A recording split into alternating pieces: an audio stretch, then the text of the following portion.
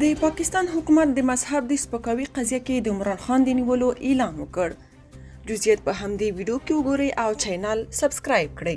د سعودي د مدینې په نبوي جومات کې د پاکستان په حکومتي چارواکو پسې د سپکاوي له نارو وهلو وروسته پاکستان کې د پخواني وزیر اعظم عمران خان او د هغه د ګوند نورو مشرانو په ګډون د 150 کسانو پر ضد د مذهب د سپکاوي قضیه درج کړل شوې.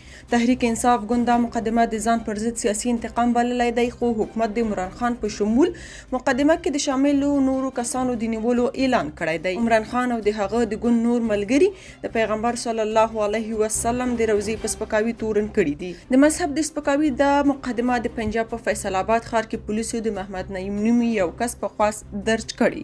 مقدمه کې په پخواني وزیر اعظم عمران خان د هغه د تیر حکومت په چارو کې شیخ رشید احمد، شهباز ګل، قاسم سوري، راشد شفیق، انیل مسرت او 150 کسان سعودي کې د مذهب د سپکاوي او یا هم د دغه سپکاوي د ملاتړ تورونه لګول شوي.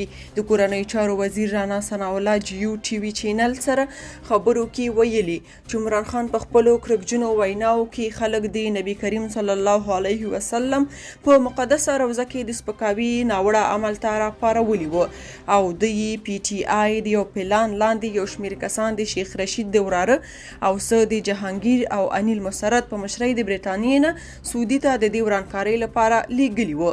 هغه په څرګندو ټکو کې د عمران خان د ګرفتارولو اعلان کړی او ویلي د عمران خان تر ټولو ستره فتنه ده چې نوی نسل بې لارې کوي او ګمراهۍ خوروي. که په دې اړه څه نظر لرئ په کومنټ کې شریک او چینل سبسکرایب کړئ.